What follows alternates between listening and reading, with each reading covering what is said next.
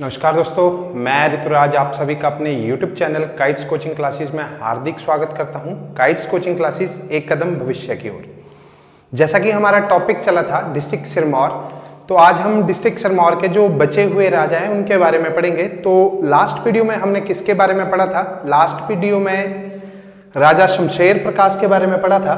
तो वीडियो शुरू करने से पहले मेरा आपसे अनुरोध है कि आप ज़्यादा से ज़्यादा वीडियो को शेयर करें, लाइक करें और मेरे चैनल को जरूर सब्सक्राइब करें और साथ में दिए बेल आइकन को जरूर प्रेस करें ताकि आने वाले हर वीडियो का अपडेट आपको मिल सके। शुरू करते हैं आज का वीडियो। जैसे हमने लास्ट वीडियो में पढ़ा था राजा शमशेर प्रकाश के बारे में। राजा शमशेर प्रकाश वो राजा थे जिन्होंने सिरमौर के यानी कि सिरमौर की रियासत में सबसे ज्यादा राज किया था। उन्होंने नाहन फाउंड्री का निर्माण कर यानी कि नाहन फाउंड्री स्थापित की थी, बैंक ऑफ सिरमौर की स्थापना करवाई थी। आज हम शुरू करते हैं राजा सुरेंद्र विक्रम प्रकाश। सुरेंद्र विक्रम प्रकाश, ठीक है। राजा शमशेर प्रकाश की मृत्यु के बाद 1898 में राजा सुरेंद्र प्रकाश गद्दी पे बैठे और गद्दी पे बैठते ही उन्होंने क्या किया, सर्वप्रथम जो अंग्रेजी सरकार थी, ठीक है, उनकी सहायता की, किसमें यानी कि प्रशासनिक कार्यों में सहायता की, जिसके चलते 9 नवंबर 1901 को जो राजा सुरेंद्र विक्रम प्रकाश थे उन्हें क्या KCSI की उपाधि दी गई। KCSI की उपाधि दी गई। 1902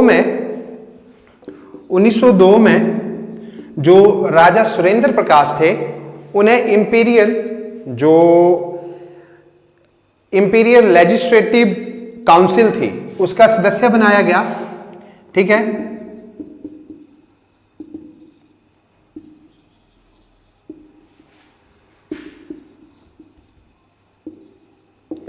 काउंसिल का सदस्य कितने सालों के लिए? 5 वर्षों के लिए, ठीक है। 5 वर्षों के लिए इन्हें इंपीरियल लेजिस्लेटिव काउंसिल का सदस्य बनाया गया। एक राजा ने एक और कार्य किया था जो अंग्रेज थे, अंग्रेजों की सहायता की थी, किसमें? दक्षिण अफ्रीका अभियान में। दक्षिण अफ्रीका अभियान में किसकी सहायता की थी? अंग्रेजों की सहायता की थी। और 1911 में 4 जुलाई 1911 में राजा की मृत्यु होगी। कहां पे हुई थी? मंसूरी में, मसूरी, ठीक है। मसूरी में राजा की मृत्यु हो गई। उसके बाद जो अगले राजा हुए जिनका नाम था अमर प्रकाश। अगले राजा कौन थे? अमर प्रकाश। तो अमर प्रकाश जैसे ही गद्दी पे बैठे,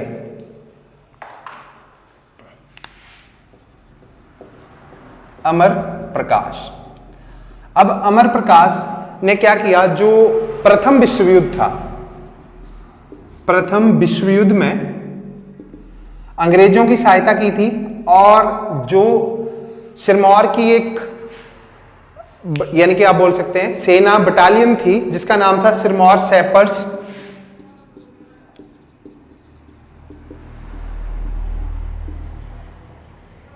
जिसका नाम था सिरमौर सैपर्स, ठीक है। उसके 300 जवान कहां भेजे थे? मेसोपोटामिया,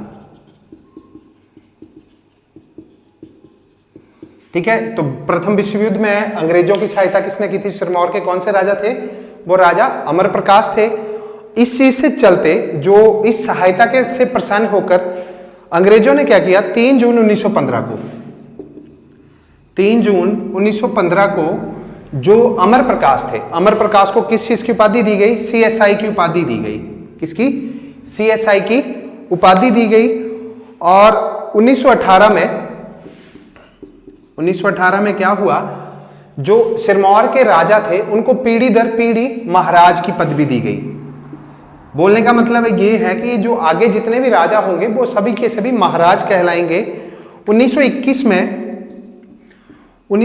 में जो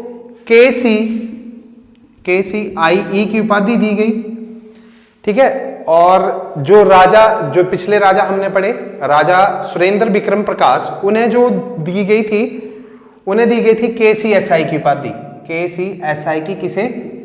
सुरेंद्र विक्रम प्रकाश को, जो पिछले राजा हमने किए।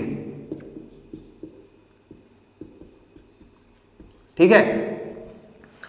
उसके बाद 1928 में जो अमर प्रकाश थे, उन्होंने 1928 में क्या करवाया? बंदोबस्त करवाया, जो कब तक? 1931 में खत्म हुआ। शुरू करवाया 28 में, 31 में खत्म हुआ। अमर प्रकाश ने एक और चीज करवाई थी। अमर प्रकाश ने नाहन में महिमा पुस्तकालय, महिमा पुस्तकालय का निर्माण करवाया, और साथ ही साथ जो नाहन से लेके, नाहन से कहां तक? काला अम्ब, नाहन से काला अम्ब का जो रोड था वो पक्का करवाया था। तो क्वेश्चन, जो इंपॉर्टेंट क्वेश्चन है, महिमा पुस्तकालय का निर्माण किसने करवाया? महिमा पुस्तकालय का निर्माण राजा अमर प्रकाश ने करवाया। साथ में ये क्वेश्चन भी हो सकता है कि किस राजा ने प्रथम विश्व युद्ध में, सिरमौर के किस राजा ने प्रथम विश्व युद्ध में अंग्रेजों की सहायता की थी? तो अमर प्रकाश ने ही प्रथम विश्व युद्ध में अंग्रेजों की सहायता की थी। 1933 में राजा की मृत्यु होगी, 1933 में मृत्यु हुई, और मृत्यु जो हुई थी वो बियाना में हुई थी। क्यों? क्योंकि जो महारानी थी, महारानी का वहां पे क्या चला था? इलाज चला था, और इलाज करवाने के लिए राजा बियाना गए हुए थे, और वहां पे जो राजा की मृत्यु हो गई। अगले जो राजा है, अगले मींस अंतिम राजा, जो सिरमौर के अंतिम राजा हैं, उनका नाम है राजेंद्र प्रकाश। राजेंद्र प्रकाश। अमर प्रकाश की मृत्यु के बाद राजा राजेंद्र प्रसाद गद्दी पे बैठे। तो सबसे पहले 13 फरवरी 1935 को क्या हुआ? राज तिलक हुआ। ठीक है। राज तिलक के बाद राजा ने एक लॉ पास किया, ठीक है, जिसका नाम था कॉन्स्टिट्यूशनल एक्ट।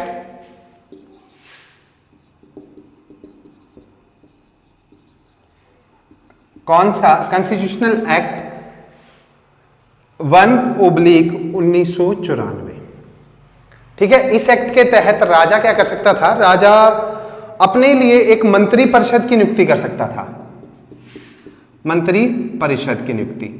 अब ये मंत्री परिषद में जो प्रधान था वो कौन होना था? वो राजा खुद था प्रधान, और जो उप प्रधान, या आप बोल सकते हैं मुख्यमंत्री, वो कौन थे राजा के? वो थे मनमोहन सिंह,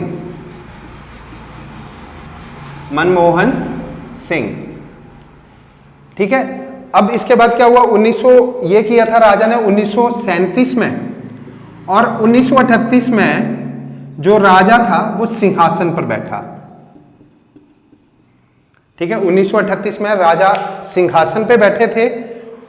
उसके बाद 1944 यानी कि 1943-44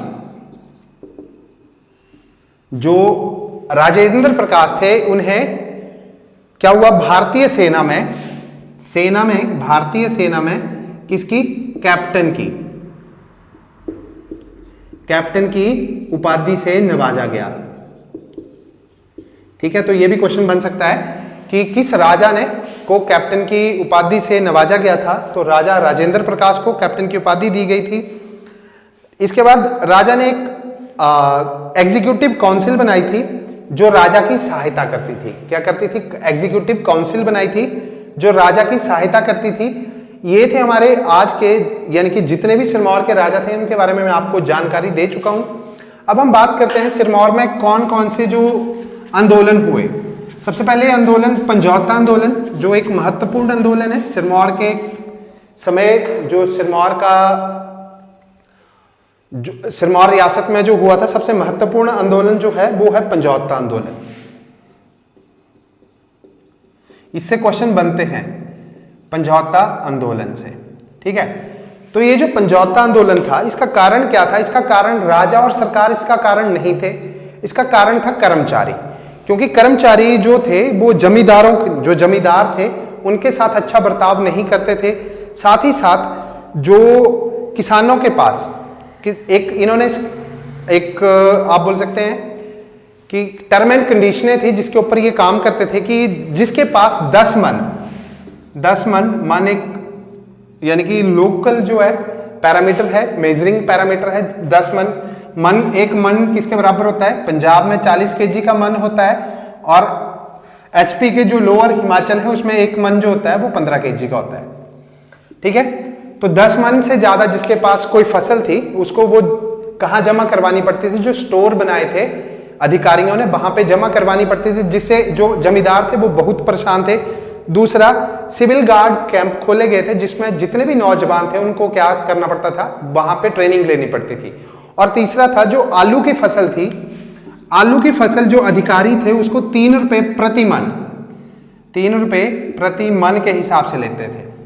ठीक है, और एक्चुअल में इसका रेट जो था अधिक था, जिसके चलते जो जनता थी, जो जमींदार थे वहां के, उनके मन में जो अधिकारियों के प्रति क्या हुआ? रोष और विद्रोह पैदा हुआ, जिसके चलते इन्होंने क्या किया? 1942 में, ठीक है, 1942 में पंजौता के टपरौली गांव में, कहां पे? टपरौली। कब? 1942 में एक संगठित अभियान का आयोजन किया गया। अब इस अभियान के जो मुख्य व्यक्ति थे वो कौन थे? एक था गुलाब सिंह, ठीक है, एक दूसरे थे चूंचू राम, एक और व्यक्ति थे जिनका नाम था मेहर सिंह, अतर सिंह।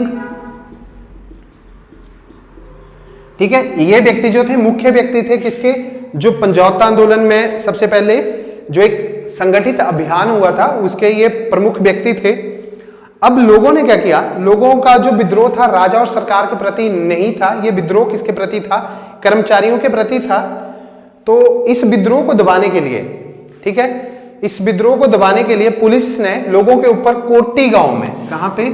कोट्टी गांव में क्या चलाई? गोलियां और तोपों का यूज किया, जिसमें काफी ज्यादा जनधन का नुकसान हुआ।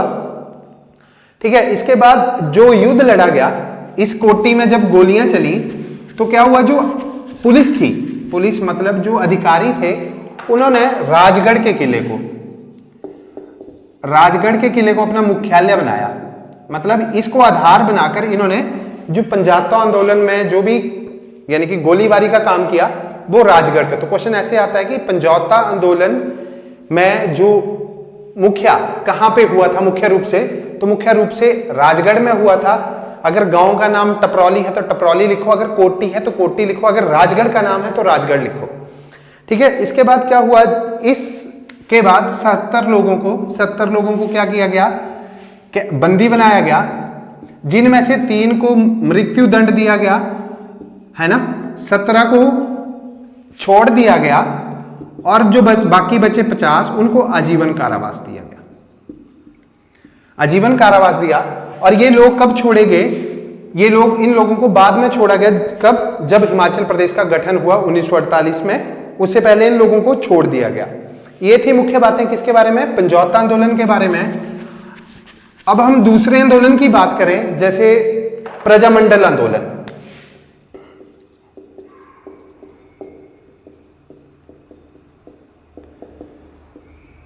ठीक है, पंजाबता आंदोलन कब हुआ था? 1942 में। इसे आप ऐसे भी याद रख सकते हैं, 1942 में भारत छोड़ो आंदोलन शुरू हुआ था, उसी समय पंजाबता आंदोलन भी शुरू हुआ था। तो ये जो प्रजामंडल आंदोलन था ये चला था 1935-36 में। ठीक है, 35-36 में। तो लोगों की क्या मांग थी? लोगों की मांग थी कि राजा से मिलने के लिए लोग चाहते थे कि प्रजामंडल हो। ठीक है, पर राजा ने क्या बना रखा था? राजा ने मंत्री परिषद बना रखा था। और लोग क्या चाहते थे? लोग चाहते थे प्रजामंडल हो। ठीक है, अब प्रजामंडल की मांग को लेके जो मंत्री परिषद था वो चिढ़ गया। ठीक है, इन्होंने क्या किया? जो ये विद्रोह हुआ था, और ये जो प्रजामंडल आंदोलन के जो अध्यक्ष थे, इंपॉर्टेंट क्वेश्चन है ये, वो थे शेरजंग। ये इंपॉर्टेंट है, आता है काफी बार। प्रजामंडल आंदोलन के अध्यक्ष कौन थे? शेरजंग थे। अब इस प्रजामंडल आंदोलन को दबाने के लिए जो मंत्री परिषद थी, उन्होंने कुछ लोगों को बंदी बनाया, जिनमें मुख्य थे देविंदर सिंह, हरिचंद, नाहर सिंह। देविंदर सिंह, ठीक है। और जो तीसरे व्यक्ति थे वो थे हरिचंद्र और जगबंधन और हरिचंद्र, ठीक है। इन लोगों को बंदी बनाया गया ताकि विद्रोह खत्म हो सके। अब बंदी बना के इन्हें पेश किया गया कहां? कोर्ट में। अब कोर्ट के जज कौन थे? जज थे वाई.एस. परमार, ठीक है। इनके ऊपर केस क्या चलाया गया? इनके ऊपर षड्यंत्र का केस चलाया गया। षड्यंत्र क्या? राजा की मौत का। राजा की मौत का, यानी कि राजा के विरुद्ध षड्यंत्र का केस चलाया गया। अब वाई.एस. परमार ने बिल्कुल एग्जैक्ट जो जैसे होनी चाहिए थी जजमेंट वैसा दिया, जिसमें क्या हुआ, जो ये लोग थे इनको निर्दोष घोषित कर दिया गया, ठीक है। जिस बात से जो राजा, उस समय राजा कौन थे? राजेंद्र प्रकाश थे, ठीक है। राजा राजेंद्र प्रकाश इस बात से चिढ़ गए और विद इन 24 आवर्स, 24 घंटे के अंदर जो वाई.एस. परमार थे उनको क्या कर दिया गया? रियासत से निकाल दिया गया। रियासत से निकाल दिया गया तो साथ ही साथ जो सेशन जज के कोर्ट थे, तो मतलब उन्होंने अपनी पदवी से इस्तीफा दिया, जज की पोस्ट से इस्तीफा दिया और 24 घंटे के अंदर वो रियासत को छोड़ के चले गए। अब क्या हुआ कि अब इसके बाद जो प्रजामंडल आंदोलन था वो खत्म नहीं हुआ। प्रजामंडल आंदोलन लगातार, जैसे लाहौर हो गया, अंबाला हो गया, है ना, दिल्ली हो गया, वहां पे सक्रिय रहा। और जो प्रजामंडल आंदोलन बोल सकते हैं या आप सिरमौर, है ना, प्रजामंडल आंदोलन सक्रिय रहा। तो जो प्रजामंडल आंदोलन के प्रमुख व्यक्ति थे उनका नाम था शिवानंद रमौल। ये क्वेश्चन भी इंपॉर्टेंट है कि प्रजामंडल आंदोलन के अध्यक्ष कौन थे? शिवानंद रमौल। और 1944 में क्या हुआ कि सिरमौर एसोसिएशन का गठन हुआ।